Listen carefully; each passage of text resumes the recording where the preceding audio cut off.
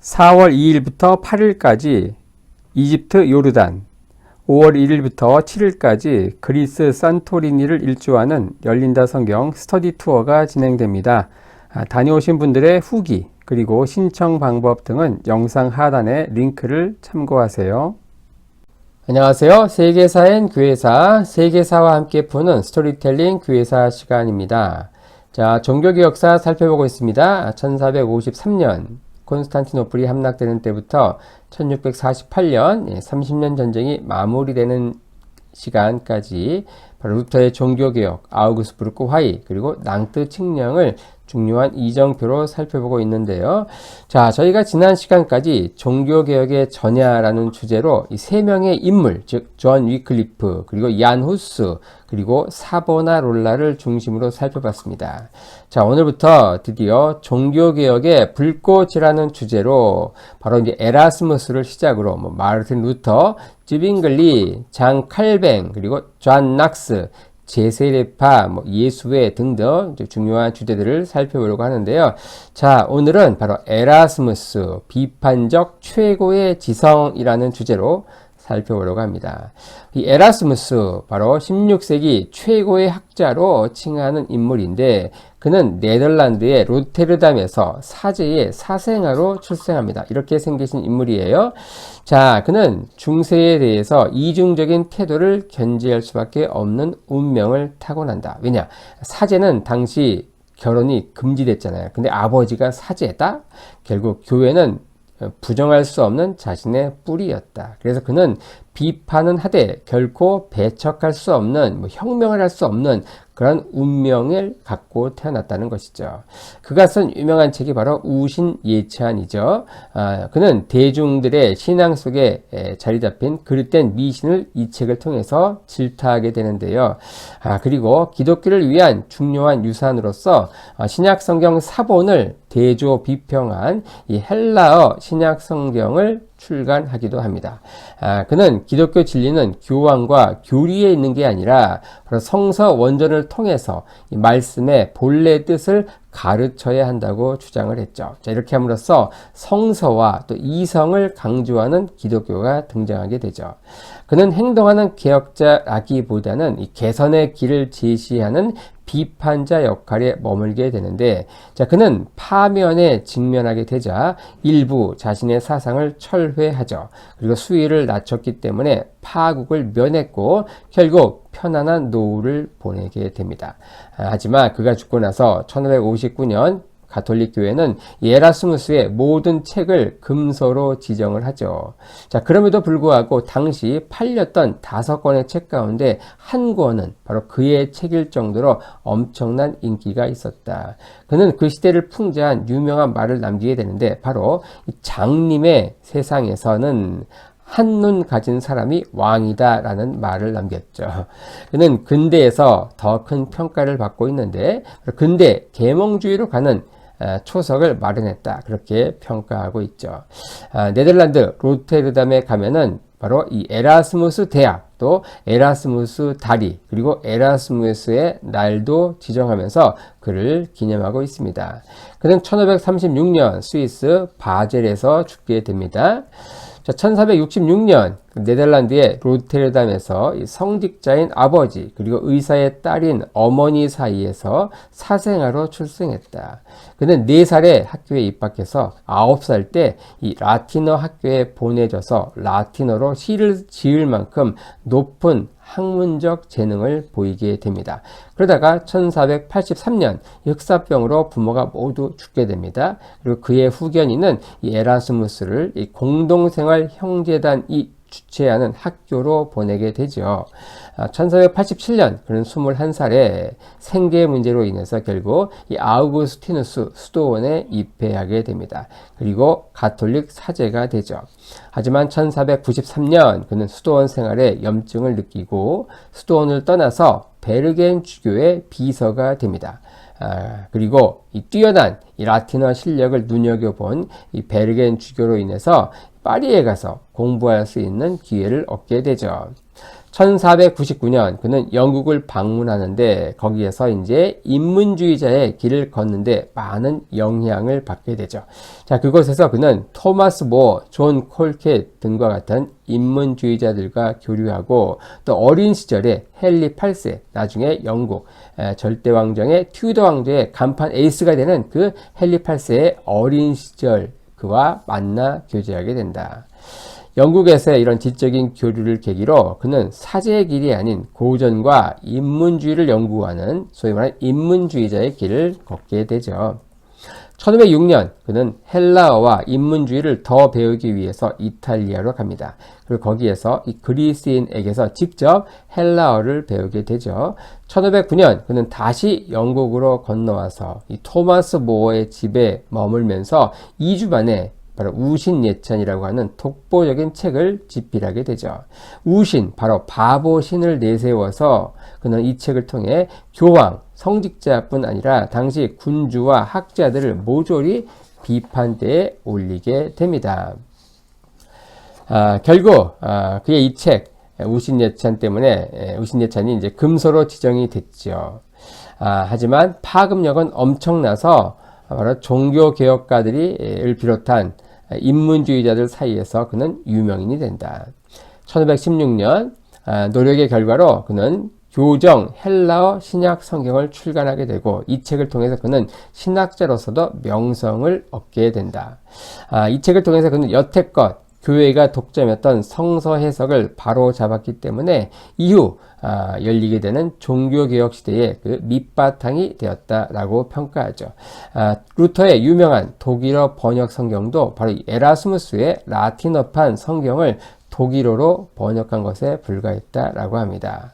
그는 당대 부패한 가톨릭 교회를 비판해서 많은 종교개혁가들의 지지를 얻게 되죠.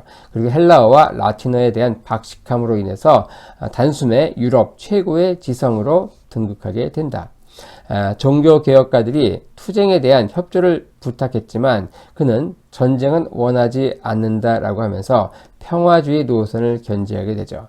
결국 가톨릭 그리고 개신교 양측으로부터 외면당한 채 쓸쓸한 노년을 보내게 되는데요.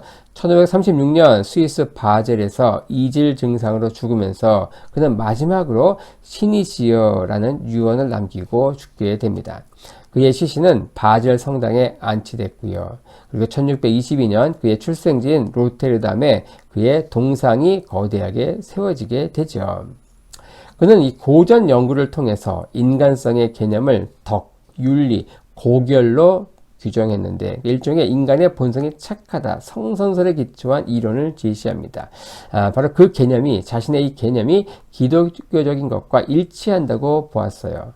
당시 인문주의자들은 오직 이 그리스, 로마 고전에만 관심을 가졌던 데 반해서 이 에라스무스는 이 고대 인문주의를 이 기독교의 교부 철학이나 성서 연구에 연결시키려고 그런 도입을 시도했다라고 합니다. 바로 고대의 고전 작품에서 순수한 인간성과 또 숭고한 신성을 찾고 또 그것이 기독교와 갈등이 아니라 기독교를 윤리적 종교로 승화시키는데 기여할 수 있다고 굳게 믿었죠. 이러한 그의 신념은 다음과 같은 자신의 글로 대변되는데 바로 거룩한 소크라테스여 우리를 위해 기도하라 라는 말이었던 거죠. 그는 학문과 종교 간의 조화를 추구했는데 그는 참된 기독교인이 되기 위해서는 인문주의 교육을 통해서 이 그리스 로마의 고전을 배워야 한다라고 주장합니다. 모든 사람이 인간다움을 갖추기 위해서 인문주의 교육을 꼭 받아야 된다고 했는데 그는 특히 아동 교육에서 교사의 역할을 중시했고요. 그리고 이러한 인문교육은 공공의 책임이다. 국가가 나서서 해야 되고 또 이 교육을 책임질 교사들 역시 이 법제화된 교육을 받아야 한다라고 주장을 했죠. 그는 종교개혁이 시작되고 이 가톨릭과 개신교 간의 충돌이 벌어지자 이 교황청의 요청으로 이 마르틴 루터가 쓴 노예 의지론에 반박하는 글을 부탁받고 글을 쓰게 되는데 그게 바로 자유의지론이죠. 자, 근데 이 책에서 바로 인간이 신과의 관계에서 자신의 구원을 위해 어떠한 역할도 할 수 없다는 이 루터의 견해를 전적으로 거부합니다. 그리고 루터의 노예 의지대로라면은 선한 일을 하도록 예정되지도 않은 사람에게 신이 영원한 형벌을 전가하는 것 자체가 정의가 될 수 있는지를 설명할 수 없다라고 지적을 하죠. 핵심을 지적한 내용이기도 하죠. 이런 하나님의 의지, 그리고 인간의 자유의지와의 관계에 관한 이런 여러 교부 철학자들의 역대 논쟁을 개괄한 후 그는 양극단을 통합해서 이 자신만의 견해를 밝힙니다. 그는 모든 것이 하나님의 의지에 속하지만 실제 인간의 행위에 있어서도 이 자유 선택의 여지가 있다는 것을 인정해야 한다고 주장합니다. 그리고 인간에게도 이 자유의지가 있다는 것을 다음과 같이 설명을 하는데요. 자, 모든 일에는 시작, 과정, 결말에 세 단계가 있는데 이 시작과 결말은 하나님의 예정에 속해 있어서 인간의 의지가 개입할 여지가 전혀 없지만 이 중간인 이 과정에는 인간의 의지가 작용할 여지가 있다는 것입니다. 그러니까 사람이 태어나고 죽는 거, 예를 들어서 이거는 이제 시작과 끝. 이것은 우리가 어떻게 할 수 있는 게 아니죠. 우리가 태어나는 거, 죽는 거, 우리가 어떻게 할 수 있는 게 아니잖아요. 하지만 그 과정, 살아가는 삶 자체는 우리 인간이 할 수 있는 영역들이 많이 있다. 이런 식으로 이야기하는 것입니다. 바로 하나님의 의지는 그리고 주도적인 원인이고 또 인간의 의지는 부차적인, 이 2차적인 원인이다. 이렇게 얘기하죠. 이 에라스무스의 이 자유의지 변론은 인간은 자유의지가 있음에도 모든 것은 이미 신이 결정한 것이라는 이 장 칼뱅의 이중 예정설로 이어집니다. 이 당대 최고 지식인을 논리로 이길 수 없자 이 루터는 논리를 펼치는 것을 그만두고 이 에라스무스에게 온갖 욕설을 퍼부으면서 대응하게 되지요. 그는 이제 그리스도인이 가져야 할 영적인 삶에서 두 가지를 요구했는데 바로 그게 기도 그리고 지식이죠. 그는 이 지식은 성경과 고전을 통해서 얻는다라고 주장합니다. 그리고 예수 그리스도를 모방하여 그의 삶을 따라가고자 하는 것이 우선이며 미사의 참석이나 고해 성사와 같은 형식에 달려있는 것이 아니다라고 주장했죠. 그의 이런 형식주의 타파는 이 부패한 교황과 성직자에 대한 종교개혁의 필요성을 말하는 것이기도 했습니다. 그는 종교개혁은 교육을 통해서 이루어져야 한다라고 주장을 했는데요. 그는 이 루터의 사상에는 전혀 동조하지 않았다. 처음에 이 루터의 가톨릭 비판에 동조하는 듯 했지만 루터가 붙인 이 95개 반박문 지지해달라는 요청을 받았을 때는 사회가 전쟁의 소용돌이에 빠질 것을 염려해서 거부하면서 온건 노선을 견지하게 되죠. 자, 그가 바랬던 것은 이 교육을 통한 교육 체제 내의 개혁, 즉 기독교 세계의 분열은 결코 아니었다. 인간이 적절한 인문주의 교육을 받으면 이 이성의 자유의지로 종교의 부패도 막을 수 있다라고 그는 굉장히 나이브한 주장을 하게 됩니다. 결국 그는 우신 예찬으로 인해서 가톨릭 교회로부터 파문을 당하게 되어 당대에는 그는 결국 개신교 쪽에서도 그리고 가톨릭 쪽에서도 양쪽에서 모두 외면받아서 찬밥 신세였는데 현대 개신교계에서는 루터와 그가 영향을 주고받은 종교개혁가로 인정하는 추세이기도 하고요. 그리고 가톨릭 내부에서도 이 가톨릭 개혁운동을 벌인 이 온건주의자로서 꽤 예우하고 있습니다.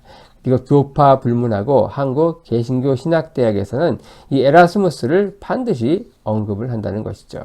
그의 직계 후신은 바로 이 가톨릭 전통은 따르지만 바로 개신교적 성향을 드러내는 이 가톨릭 내의 가톨릭 복음주의, 요게 바로 에라스무스의 사상을 그대로 따르고 있다, 이렇게 평가할 수 있습니다. 자, 오늘은 이렇게 해서 종교개혁의 불꽃이라는 주제로 그 첫 번째 시간으로서 바로 에라스무스, 당대 비판적 최고 지성이었던 에라스무스에 대해서 한번 간략히 살펴보았습니다.